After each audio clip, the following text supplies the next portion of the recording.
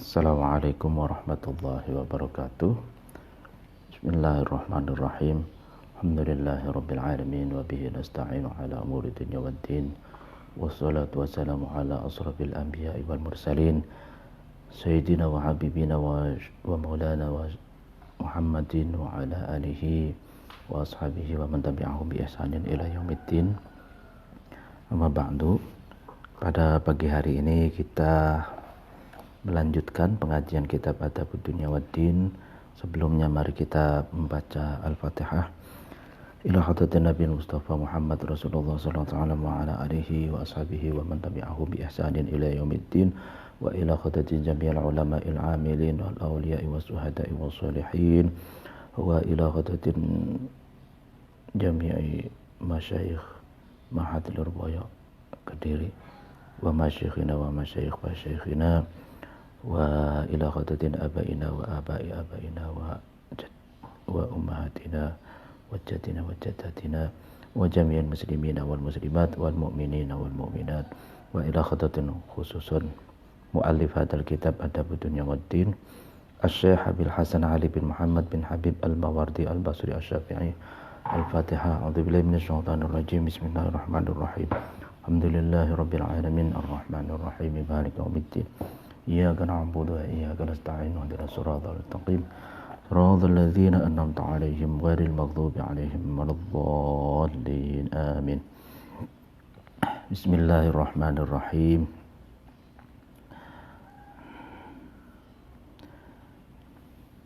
Wa haka al-Asma'i wa haka dan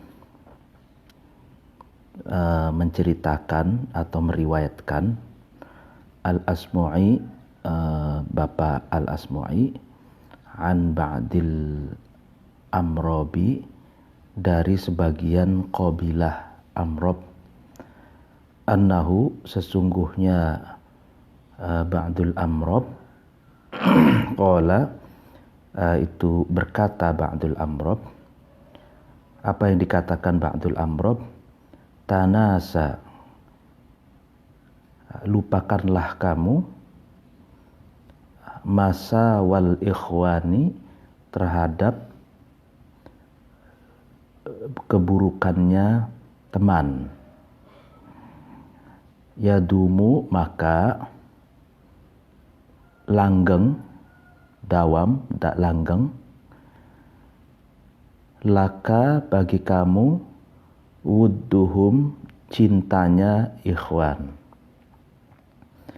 Jadi Asma'i mengisahkan dari ba'dul Amrob.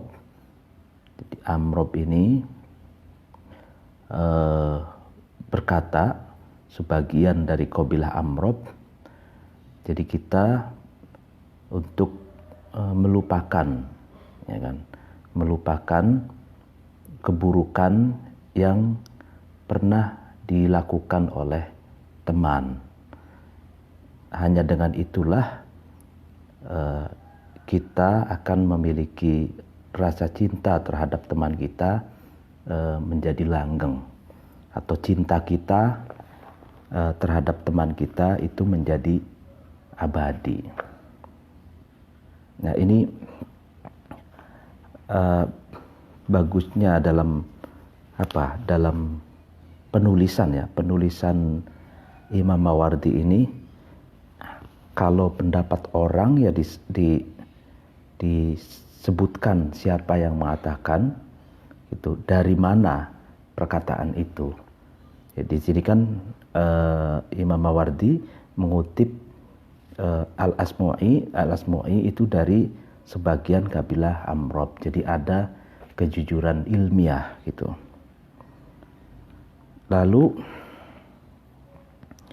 sebagian kabilah Amrob ini memberi pelajaran bahwa kiat untuk melanggengkan, mengabadikan rasa cinta kita kepada teman itu dengan cara kita melupakan kesalahan, keburukan yang pernah dilakukan oleh teman kita. Wawaso, dan berwasiat ba'dul udabai, sebagian sastrawan, apa yang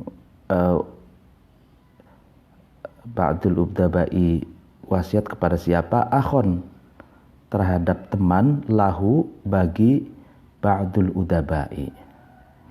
Faqala, kemudian ba'dul udabai itu berkata, sebagian sastrawan itu berkata, kun, jadilah kamu, lil wuddi, kepada cinta, kepada kasih sayang, hafidhon, orang yang menjaga.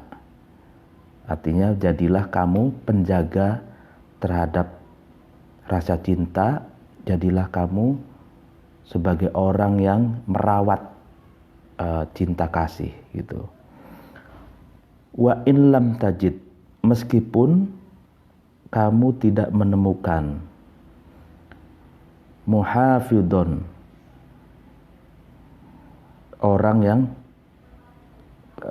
yang menjaga atau orang yang dijaga. Artinya meskipun cinta kamu itu tidak berbalas gitu loh. Meskipun cintamu itu bertepuk sebelah tangan, tetap saja kamu harus menjadi seorang yang menjaga cinta kasih. Walil khilli, dan jadilah kamu, ide wawu atof, jadilah kamu lil khilli, kepada kasih sayang, wasilan, orang yang menyambung. Itu. Wa in lam tajid, meskipun kamu tidak menemukan, muwasilan, terhadap orang yang menyambung. Artinya meskipun tidak ada orang yang merespon dengan menyambung balik, kamu tetap harus menjadi orang yang menyambungkan tali kasih, menyambungkan kasih sayang kepada teman dan kepada handetolan dan kepada sesama gitu.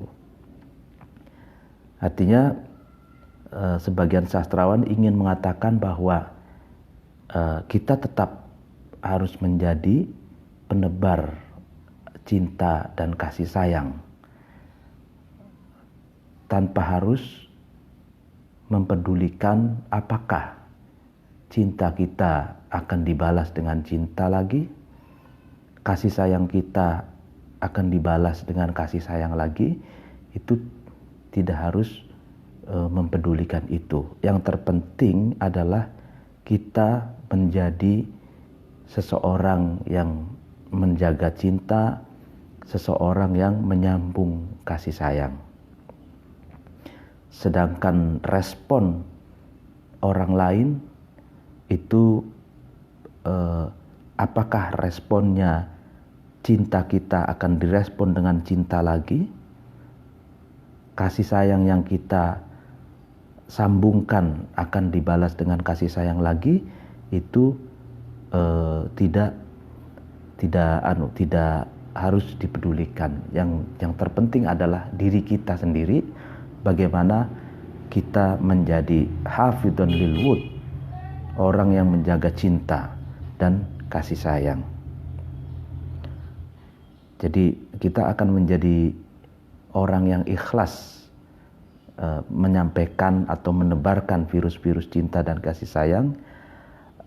Biasanya orang kalau menyambung kasih sayang atau menjaga cinta tapi tidak berbalas dengan cinta lagi, tidak berbalas dengan kasih sayang lagi, biasanya grundel atau tidak ikhlas gitu. Nah, itu tidak perlu dipedulikan apakah orang itu cinta yang kita sebarkan akan berbalas dengan cinta atau dicuekin atau bahkan berbalas dengan kebencian. Nah, itu terserah orang yang meresponnya. Yang terpenting adalah diri kita sendiri untuk menyebarkan cinta dan kasih sayang. Jadi kewajiban kita agar menjadikan diri kita adalah agen penyebar kasih sayang, gitu. Waqala, dan berkata, rojulun, seorang laki-laki, min ibadin, dari kabilah Ibad, Yazid bin al-Muhallab, terhadap Raja Yazid bin al-Muhallab. Apa yang dikatakan laki-laki dari kabilah Ibad ini berupa 3 syair. Idza lam tajawaz an akhin inda zallatin falasta ghadan an atrati mutajawizan. Idza lam tajawaz, ketika kamu tidak memaafkan, an akhin, dari teman, inda zallatin, ketika luput. Jadi ketika kamu tidak memaafkan keluputan atau kesalahan teman, falasta, maka tidaklah kamu, ghadan, di hari esok, ghadan, di hari esok atau di hari depan, an atharoti, dari keluputanku, mutajawizan, adalah orang yang memaafkan, ya kan? Jadi ketika kamu tidak bisa memaafkan keluputan temanmu, maka di hari esok atau di hari depan, kamu pun bukanlah orang yang bisa memaafkan keluputanku, kesalahanku. Nah, ini menarik. Jadi seorang laki-laki dari kabilah Ibad, rakyat biasa, gitu kan, nuturi atau berkata kepada seorang raja, Yazid bin al-Muhallab, dengan perkataan demikian. Jadi kalau Anda itu tidak bisa memaafkan kesalahan teman Anda, ya maka di hari esok pun Anda bukanlah orang yang akan bisa memaafkan kesalahanku, katanya gitu. Jadi kalau orang yang tidak bisa memaafkan kesalahan teman itu biasanya pendendam, gitu, dan itu tidak baik. Bukan hanya tidak baik pada hubungan pertemanan, tapi juga tidak baik kepada kondisi kesehatan seseorang itu sendiri. Kalau orang pendendam itu kan terus pikirannya itu terbebani, mentalnya pun tidak baik, gitu, sehingga akan berpengaruh kepada kesehatan, gitu. Wa kaifa, dan bagaimana, wa kaifa yurajjikal ba'idu li naf'ihi idza kana an maulaka khairuka ajiza.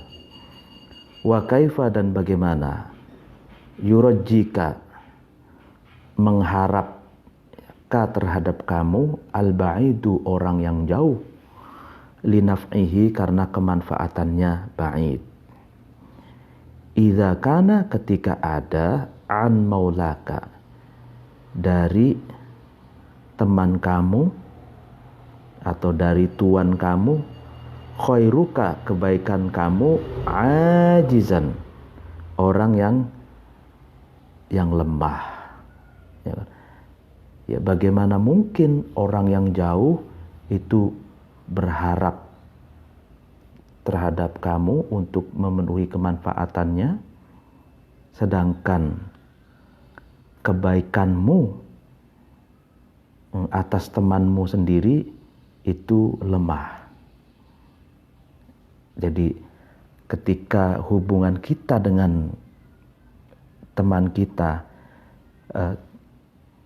kebaikan kita saja itu melemah kepada teman kita, gitu. Bagaimana mungkin orang yang jauh itu berharap kemanfaatan dari kamu gitu. Jadi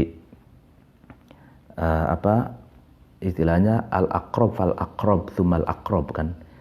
Jadi kita kan dalam menyikapi hidup kan memprioritaskan orang yang dekat, orang yang dekat sekali, orang yang dekat, orang yang agak dekat gitu.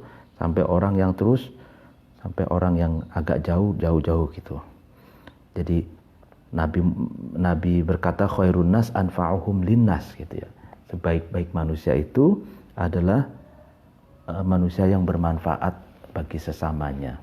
Nah, manfaatnya itu untuk orang yang terdekat, orang yang dekat, orang yang agak dekat, orang yang dekat, orang yang tidak dekat, orang yang agak jauh, orang yang jauh, dan seluruh manusia gitu. Nah, bagaimana bisa katanya gitu loh dalam syair ini, orang yang jauh itu bisa mengambil kemanfaatan dan kebaikanmu, sedangkan kebaikanmu sendiri tidak mampu kamu salurkan kepada orang-orang terdekatmu gitu loh. Nah, bagaimana bisa gitu. Jadi kalau kita ingin melihat karakter seorang itu, lihatlah bagaimana dia memperlakukan orang-orang terdekatnya gitu. Itu adalah cermin. Kalau memperlakukan terhadap orang terdekatnya baik, maka dia berpotensi untuk memberi kemanfaatan dan kebaikan kepada orang yang jauh gitu. Sebaliknya, kalau kepada orang yang terdekat saja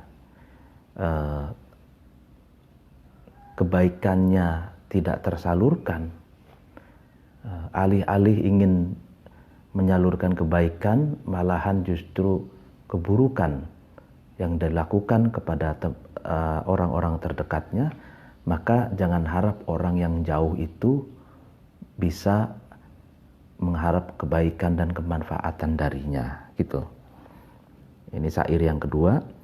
Lalu kemudian syair yang ketiga, dolamta akhon kallaftahu fawqa wus'ihi wa hal kanat al akhlaqu illa gharaiza.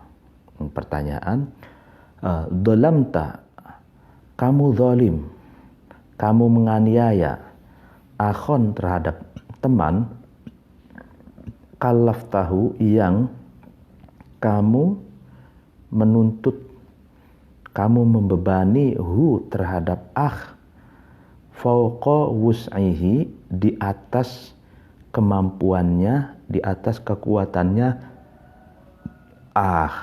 itu.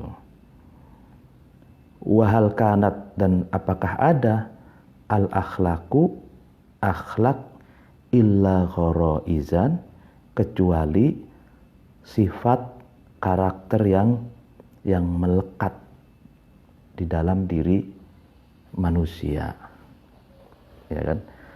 Jadi dalam ta'akhon kallaftahu fawqa wus'ihi, kamu tuh zalim, kamu itu menganiaya temanmu ketika kamu membebani temanmu di atas kadar kemampuannya. Jadi kita kalau bekerja sama, saling bantu-membantu, itu harus sesuai dengan kadar kemampuan teman kita. Nah, wahal kanat al akhlaqu illa gharaiza, apakah akhlak itu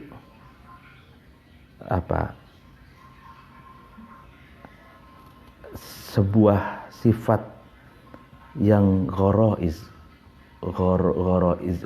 ghariza itu semacam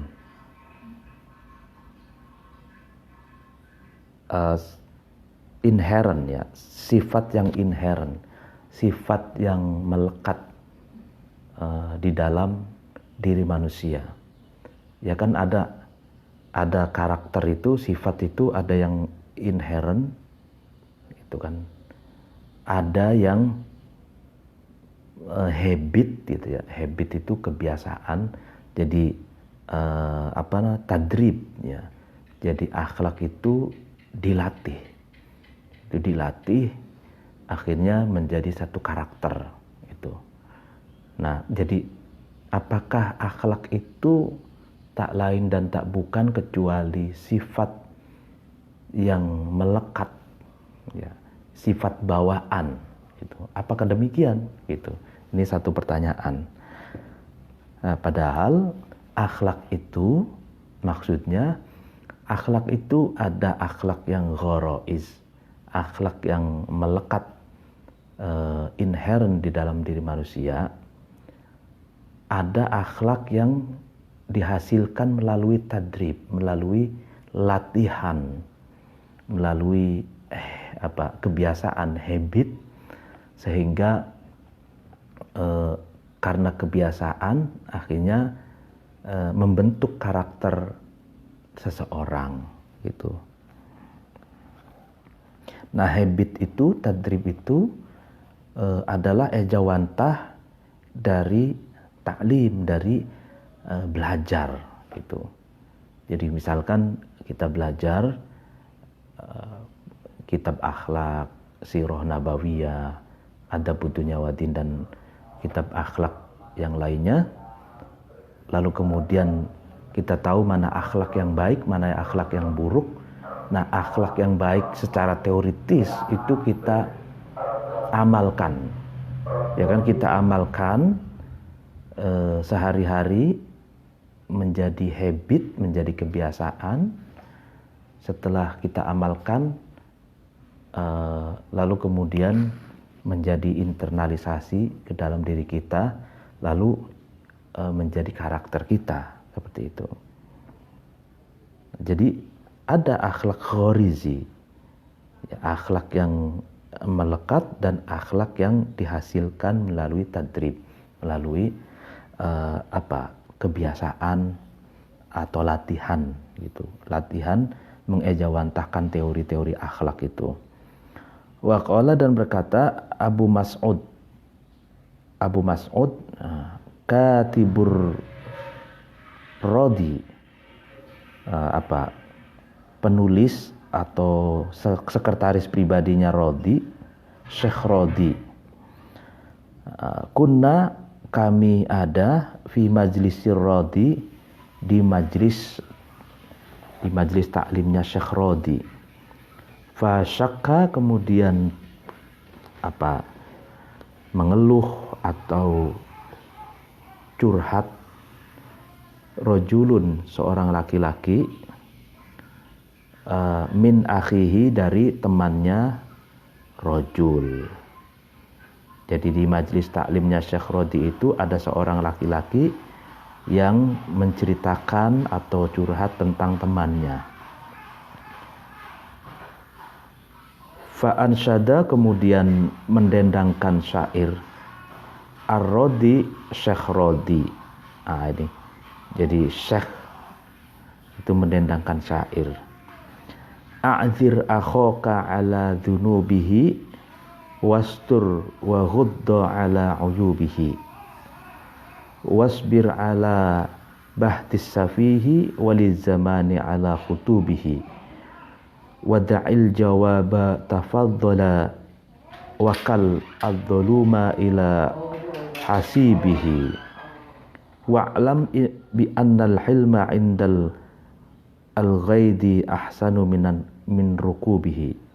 A'dzir, maafkanlah kamu, akhoka, terhadap teman kamu, harap maklumlah kamu terhadap temanmu, ala dzunubihi, atas dosa-dosanya, wastur, dan tutuplah kamu,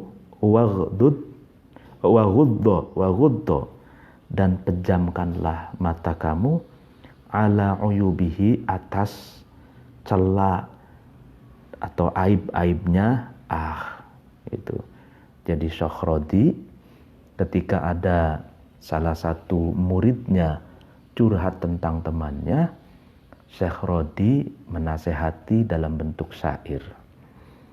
Maafkanlah atas dosa-dosa temanmu itu, tutuplah dan pejamkanlah matamu atas aib-aib, kekurangan dan celat yang dimiliki oleh temanmu itu. Wasbir, dan sabarlah kamu, ala bahtis safihi, atas kebohongannya safih, orang yang bodoh gitu.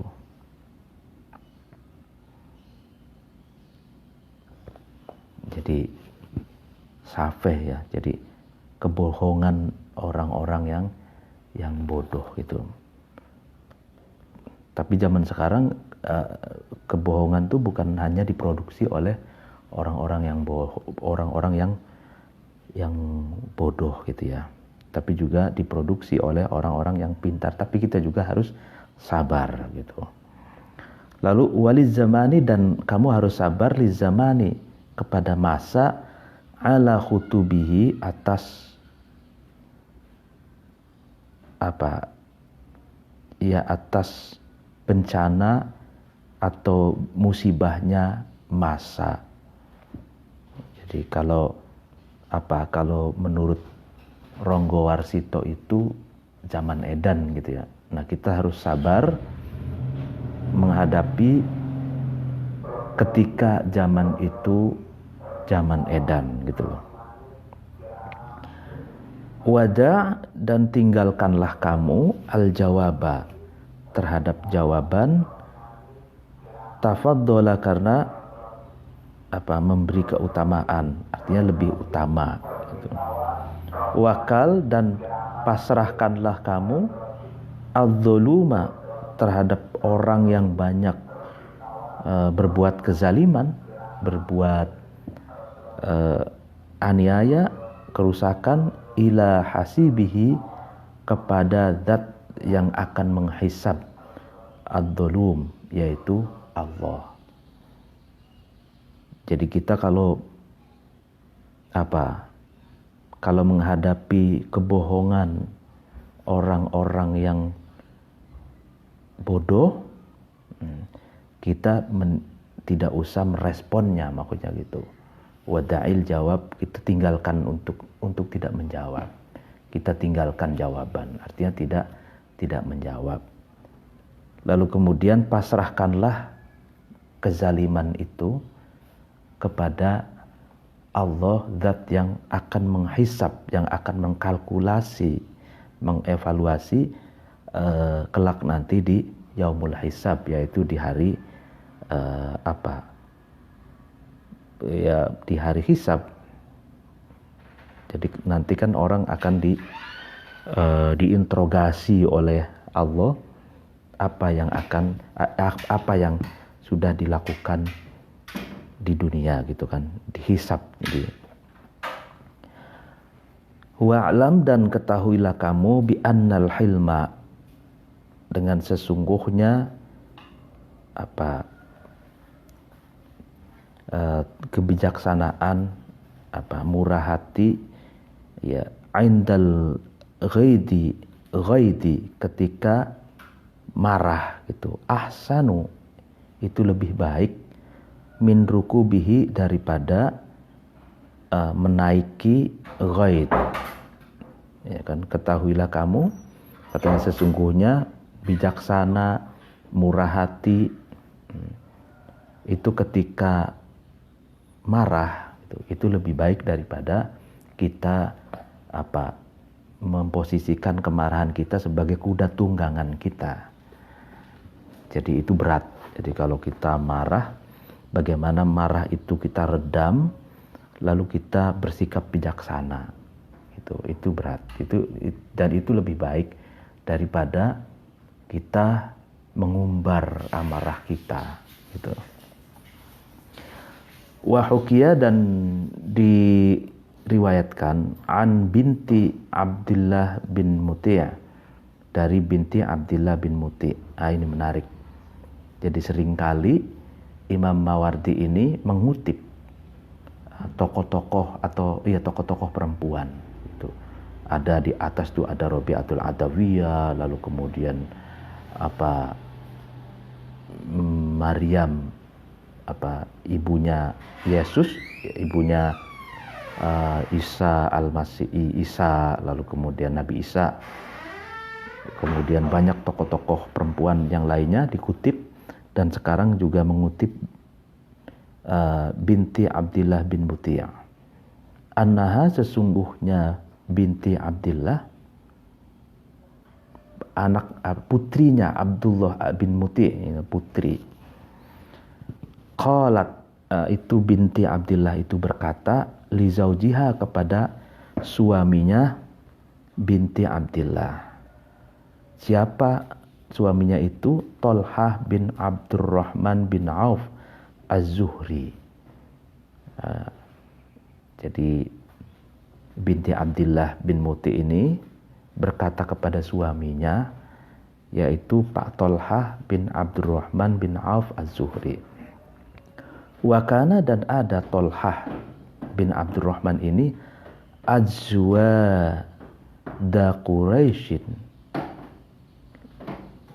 lebih murah hati atau dermawan-dermawannya dari kabilah Quraisy. Fi zamanihi, di dalam zamannya Tolhah. Jadi Tolhah bin Abdurrahman ini pada masanya adalah seorang yang terkenal ajwad Quraisy. Jadi orang yang paling dermawan dari kabilah Quraisy. Apa yang dikatakan binti Abdillah sebagai istrinya? Apa yang dikatakan? Ma ra'aitu, saya tidak melihat, kauman, terhadap satu kaum, al-alama, yang lebih hina, katanya, min ikhwanika, dari teman kamu. Jadi binti Abdillah ini, seorang istri, berkata kepada suaminya Tolhah bin Abdurrahman itu, saya tidak pernah melihat satu kaum, katanya, yang lebih hina dari teman-temanmu itu, katanya. Faqala, kemudian Tolhah bin Abdurrahman itu berkata atau menjawab, mah, katanya, mah itu cegahlah kamu terhadap perkataan ma ra'aitu qauman al-ama min ikhwanika. Jadi janganlah kamu berkata demikian, kata Tolhah. Walima, dan kenapa? Apa dalika ma ra'aitu qauman? Kenapa kamu mengatakan demikian? Apa alasanmu, wahai istriku, sehingga kamu bisa mengatakan demikian? Qalat, kemudian binti Abdullah bin Muti' itu menjawab atau berkata, arohum, saya melihat hum, terhadap ikhwan, terhadap temanmu itu, suamiku, katanya. Nah, ida aisarta, ketika kamu kaya, lazimuka, maka ikhwan itu tetap terhadap kamu. Jadi ketika kamu kaya, mereka datang setia kepadamu, gitu. Wa ida a'sarta, dan ketika kamu melarat, tarokuka, maka ikhwan itu meninggalkan terhadap kamu. Jadi sebagai seorang istri, rupanya agak gemas melihat suaminya yang betul-betul dermawan, gitu. Bahwa ternyata teman-temannya suaminya, yaitu Tolhah bin Abdurrahman itu, ketika Pak Tolhah bin Abdurrahman itu kaya, teman-temannya itu datang ke rumahnya, silaturahim, terus baik gitu ya. Sedangkan ketika Tolha bin Abdurrahman itu melarat, teman-temannya meninggalkannya. Nah, lalu kemudian apa responnya Tolha? Qala, menjawab atau berkata Tolha bin Abdurrahman itu, hadza, inilah maksudnya ida aisarta lazimuka wa ida a'sarta tarikuka itu, wallahi demi Allah, min karomihim, dari kebaikannya teman. Katanya justru, wahai istriku, kata Tolha, justru itulah bagian dari kebaikan teman-temanku, katanya. Jadi ketika aku kaya, mereka itu datang. Ketika aku melarat, miskin, mereka meninggalkanku. Itu adalah kebaikan teman-temanku. Nah, apa yang dikatakan lagi? Ya'tunana. Kebaikan itu apa? Ya'tunana. Ikhwan itu datang kepada kita fi halil quwati, dalam keadaan kuat, bina, dengan kita, alaihim, atas ikhwan. Jadi ketika kita itu kuat untuk menolong, kuat untuk berbagi, mereka datang kepada kita. Wa yatrukunana, dan ikhwan itu meninggalkan kepada kita fi halid dha'fi, ketika dalam keadaan lemah, bina, dengan kita, anhum, atas ikhwan. Jadi mereka meninggalkan kita dalam keadaan kita itu lemah untuk membantu, untuk berbuat baik kepada mereka. Nah, itu kebaikan justru, kata Tolha. Lalu kemudian fangdur, maka angan-anganlah kamu, berfikirlah kamu, kaifa, bagaimana, iya kan, yu'awilu, menakwil Tolha itu, atau menafsiri Tolha itu, bikaromihi, dengan lomannya, dengan dermawannya Tolha, hadat ta'wil, dengan inilah takwil, atau dengan inilah tafsiran. Jadi luar biasa, ternyata kebaikan dan keburukan itu dibangun berdasarkan penafsiran, gitu kan, berdasarkan penakwilan, berdasarkan sudut pandang yang kita gunakan. Nah, dalam satu narasi ini, jadi itu beda penafsiran, beda cara pandang antara Tolha bin Abdurrahman dengan istrinya, gitu. Nah, kalau Tolha ini karena karakternya itu orang yang loman, orang yang dermawan, sehingga kedermawanannya itu sudah menjadi perspektif, gitu loh, menjadi perspektif untuk menafsirkan berbagai hal, gitu. Di antaranya ya seperti itu, temannya datang kalau Tolha itu kaya, pergi meninggalkan Tolha ketika Tolha itu miskin. Nah, itu kan kalau sudut pandangnya istrinya itu buruk. Nah, tapi kalau menurut Tolha dengan perspektif kelomanannya, dengan perspektif kedermawanannya, justru itu baik. Karena ketika mereka datang, kita kuat, kita kaya, ya kita bisa membantu berbagi kebaikan kepada teman-teman kita.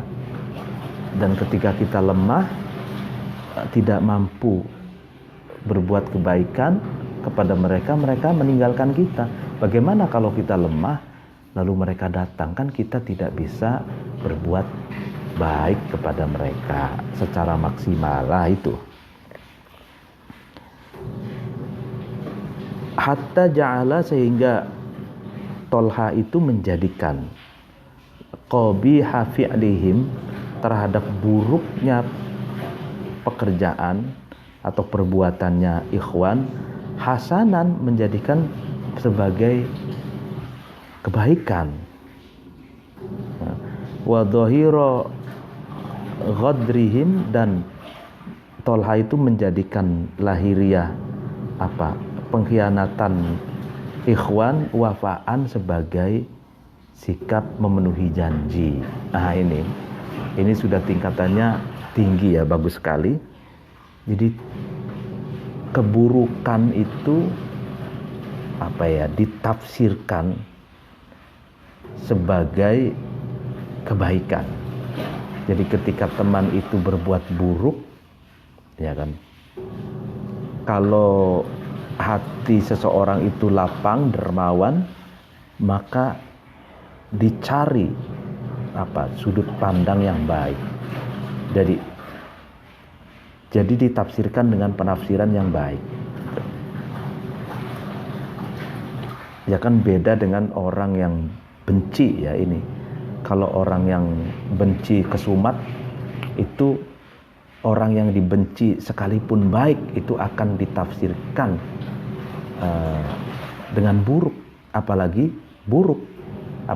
orang yang dibencinya itu buruk, itu akan semakin dibumbui dan dilebih-lebihkan keburukannya. Nah, ini beda Tolha ini. Pak Tolha bin Auf ini, keburukan temannya itu dianggapnya sebagai kebaikan dengan membangun penafsiran yang positif gitu. Wahada, dan inilah Tolha mahdul karami, murninya wahada, dan inilah takwil mahdul karami, murninya kelomanan, murninya kedermawanan. Walubabul fadli, dan saripatinya keutamaan. Jadi inilah penafsiran yang jernih gitu. Jadi tidak terkontaminasi atau tidak bias kebencian gitu. Wa bimithli hada, dengan semacamnya takwil ini, yalzamu, tetap zawil fadli, terhadap orang yang memiliki keutamaan, apa yang tetap atau wajib, ayata awwalu, menafsir dawil fadl itu, al-hafwata, terhadap keluputan min ikhwanihim, dari temannya dawil fadl. Jadi kalau orang yang mulia, kalau orang yang memiliki keutamaan, atau orang yang menghidupkan living values, nilai-nilai luhur, maka dia akan mencoba menafsir keluputan temannya dengan tafsiran yang positif. Dicari sudut pandang yang positif gitu. Jadi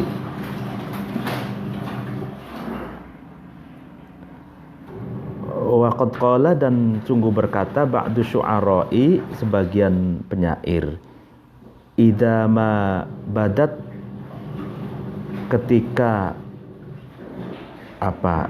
di saat jelas, min sahibin, dari teman, laka, bagi kamu, yang jelas, zallatun, keluputan. Ketika keluputan dari temanmu itu jelas di hadapanmu, fakun, maka jadilah kamu, anta, yaitu kamu, muhtalan, orang yang berupaya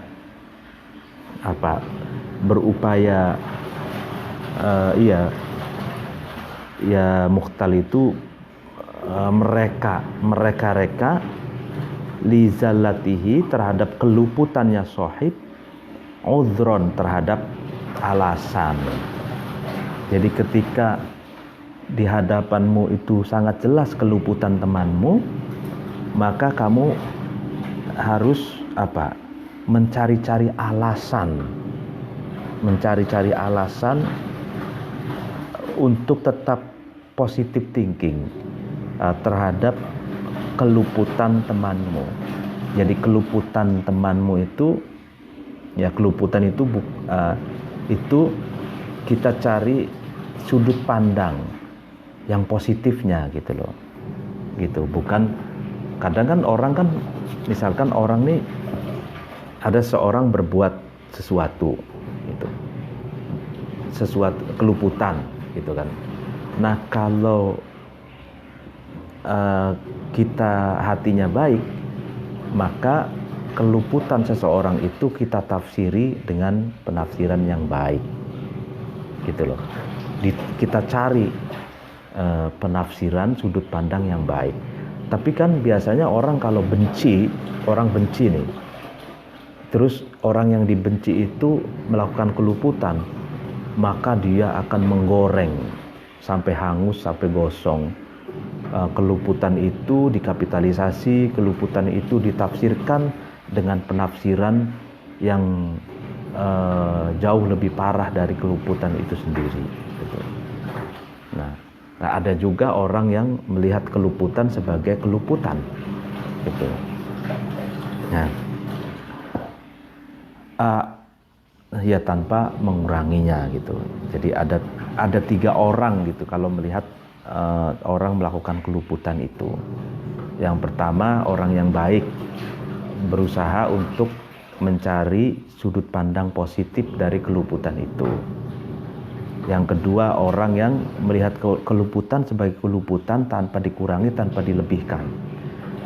Yang ketiga, orang yang benci itu biasanya keluputan itu ditafsirkan dengan penafsiran yang lebih parah dari keluputan itu.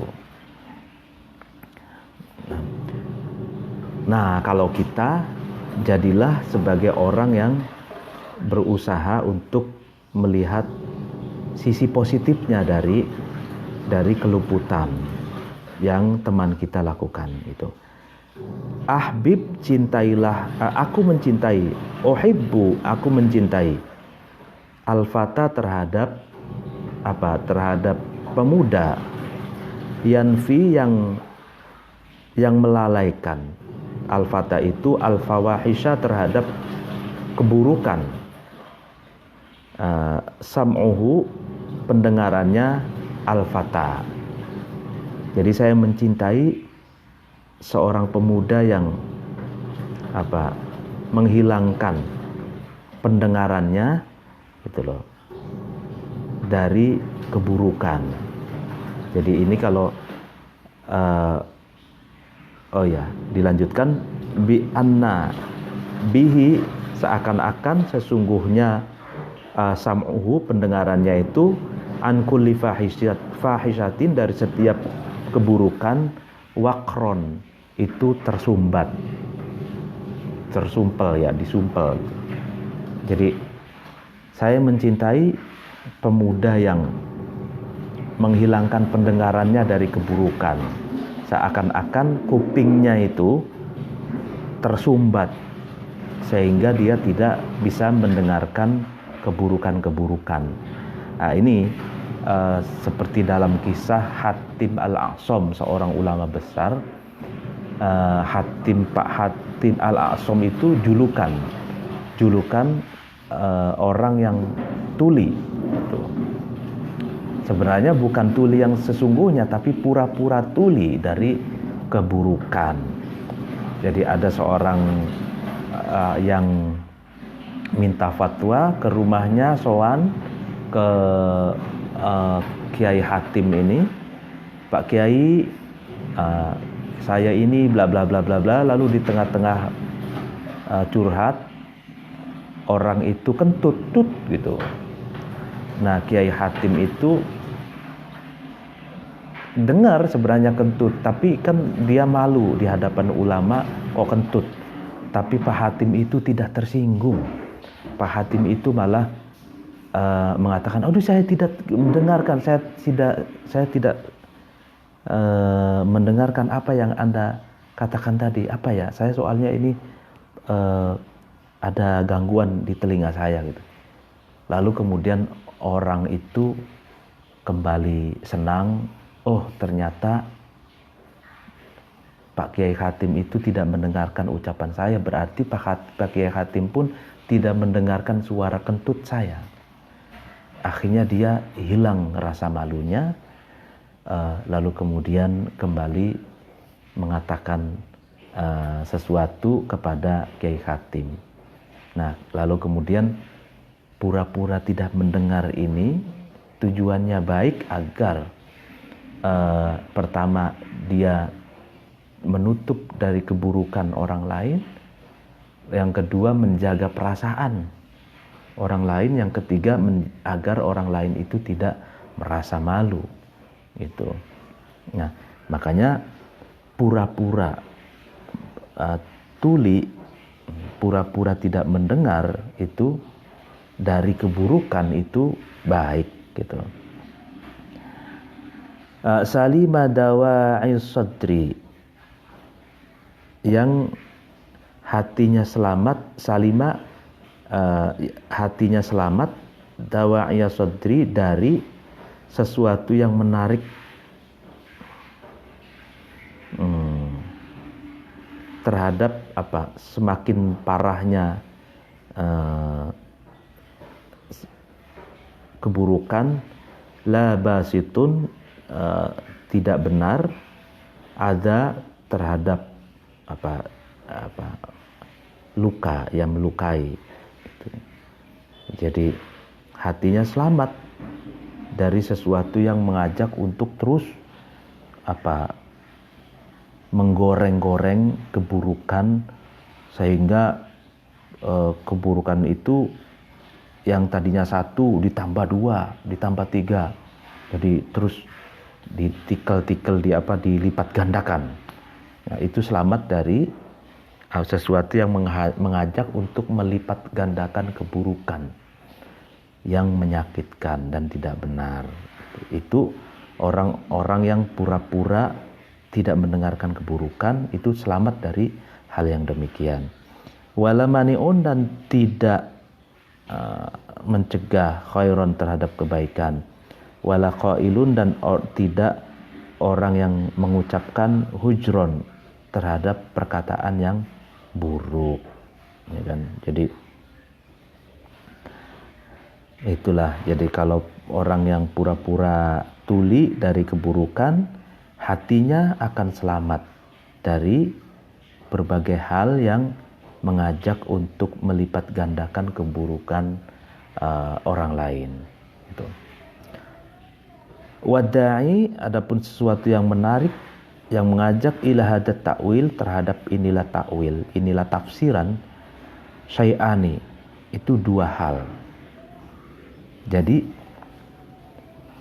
Imam Mawardi itu ingin menganalisa dari percakapan binti Abdullah, seorang istri, terhadap Tolha bin Abdurrahman sebagai seorang suami itu, mengambil bahwa takwil atau tafsir tersebut itu ada 2 yang bisa mengajak seseorang untuk memiliki penafsiran itu. Yang pertama at-taghaful, pura-pura lupa, taghaful. Kalau ghaflah itu kan lupa, tapi kalau taghaful itu pura-pura lupa terhadap masalah yang terjadi, gitu. Pura-pura lupa al-hadis, ya, masalah yang telah terjadi, anil fatonati, dari kepintaran. Jadi pura-pura bodoh, pura-pura lupa atas masalah yang terjadi, atas keburukan yang terjadi, atas dosa yang dilakukan oleh teman atau keluputan yang dilakukan oleh teman. Taghaful, pura-pura, ya, pura-pura lupa. Oh ya, saya tidak tahu ya. Oh ya, oh masa sih, gitu kan, gitu. Ya, pura-pura lupa gitu. Lalu kemudian wa ta'allufu, dan yang kedua itu berbuat komitmen terhadap kerukunan. As-sadiru yang keluar anil wafa, dari sifat memenuhi, ya artinya kasih sayang yang ingin tetap memelihara komitmen pertemanan. Jadi hanya ada dua katanya. Kalau ingin menyikapi keburukan, kelalaian, keluputan teman kita, agar kita itu tetap baik terhadap kita, yang pertama kita tetap baik kepada teman kita baik kepada kita. Yang pertama, pura-pura lupa terhadap masalah yang terjadi. Yang kedua, kasih sayang atas dan yang dapat mengokohkan komitmen pertemanan. Waqala, dan berkata ba'dul hukama'i, sebagian filosof, apa yang dikatakan wajadtu, saya menemukan aktsaro umuri dunya, terhadap lebih banyak-banyaknya perkara dunia, la tujawwazu, yang tidak bisa dimaafkan, aktsaro umuri dunya itu, illa bitaghafuli, kecuali dengan melalaikan terhadap kesalahan orang lain. Ini bagian filosof mengatakan, saya menemukan banyak sekali masalah dunia ini yang tidak bisa dimaafkan kecuali dengan melupakan kesalahan orang lain. Kalau tidak dilupakan, ya maka dia tidak bisa memaafkan. Kalau tidak bisa memaafkan, pada akhirnya dia tidak bisa menjadi pendendam. Kalau menjadi pendendam, dia bisa ya selalu buruk kepada diri sendiri karena kesehatannya terganggu, dan buruk kepada orang lain. Wa qala, dan berkata Aqsam bin Saifi, Pak Aqsam bin Saifi, apa yang dikatakan, man, barang siapa, syaddada, memberatkan atau membebani ataupun kasar, man itu, nafaro, maka melarikan, ya membikin orang lain lari gitu loh, menjauh. Barang siapa yang suka membebani, kasar, sarkas terhadap teman, terhadap orang lain, maka itu akan nufiro, maka akan dijauhi, ya kan. Orang yang kasar, orang yang suka membebani, orang yang sarkas, itu akan dijauhi oleh orang lain. Waman, barang siapa, taroho, pelan-pelan atau murah hati, man itu ta'allafa, maka man itu bisa menciptakan kerukunan. Jadi waman taroho ta'allafa. Jadi kalau murah hati, santai, ya kan, relax, ya kan, slow terhadap teman, ya maka ta'allafa, maka dia bisa menciptakan kerukunan dan kasih sayang. Wasyarafu, adapun kemuliaan, ya kan, syarafu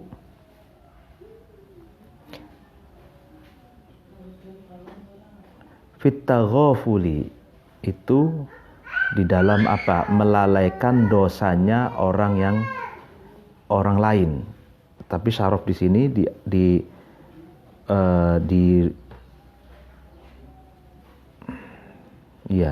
benar bermakna syaraf. Ya, kemuliaan. Jadi terkadang kemuliaan seseorang itu ada pada apa? Melalaikan, melupakan dosa orang lain. Jadi inilah perlunya rekonsiliasi. Sekarang kan lagi ramai rekonsiliasi nasional. Itu rekonsiliasi itu ya syaratnya itu melupakan dosa, lalu kemudian keluputan yang pernah dilakukan. Kecuali kalau berkaitan dengan hukum, kalau hukum berarti itu diserahkan pada yang berwenang gitu ya. Tapi kalau keluputan dalam berinteraksi itu ya, baik di online maupun di offline gitu. Nah, yaitu rekonsiliasi bisa terjadi kalau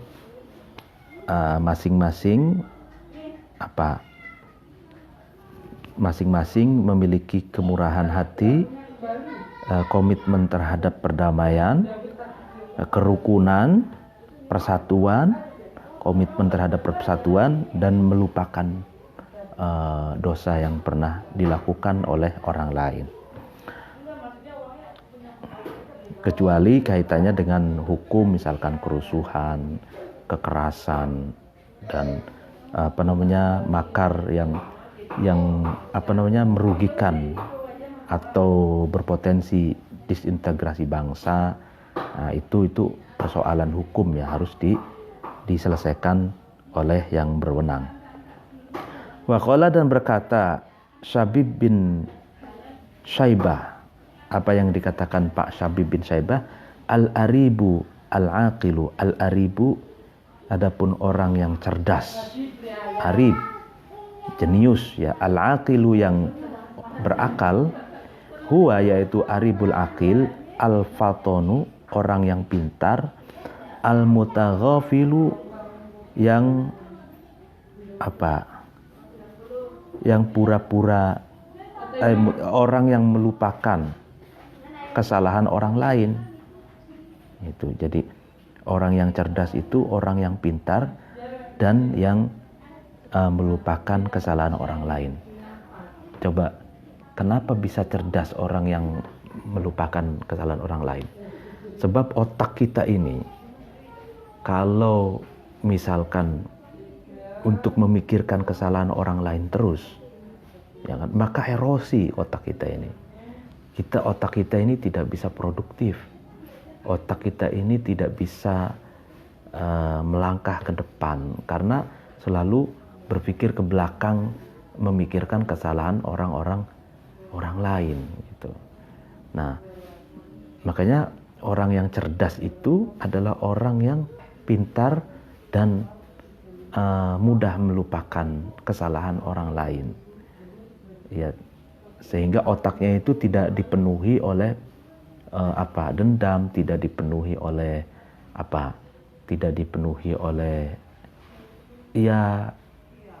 hal-hal yang buruk yang dilakukan oleh orang lain, itu kan. Jadi waqala, dan berkata At-Ta'i, Syekh At-Ta'i, apa yang dikatakan laisal ghabi bisayyidin fi qaumihi walakin sayyida qaumihi al-mutaghabi. Hayya. Laisa, tidaklah al-ghabi orang yang bodoh, bisayyidin itu menjadi pemimpin, fi qaumihi di dalam kaumnya ghabi, lakin sayyida qaumihi akan tapi pemimpin kaumnya ghabi, al-mutaghabi adalah orang yang pura-pura bodoh. Jadi bukanlah orang bodoh itu menjadi pemimpin bagi kaumnya, akan tapi pemimpin bagi kaumnya adalah orang yang pura-pura bodoh. Jadi terkadang menjadi pemimpin itu al-mutaghabi. Al-mutaghabi itulah orang yang pura-pura bodoh, ya kan? Itulah yang sejatinya pemimpin kaumnya. Tapi dia bukan bodoh, tapi pura-pura bodoh. Jadi ada orang yang misalkan mengasumsikan, menilai pemimpinnya, misalkan ya itu kan katakan plonga-plongo dan lain sebagainya. Nah, padahal pemimpinnya itu mutaghabi gitu loh. Orang yang pura-pura bodoh dalam pengertian dia cerdas sebenarnya.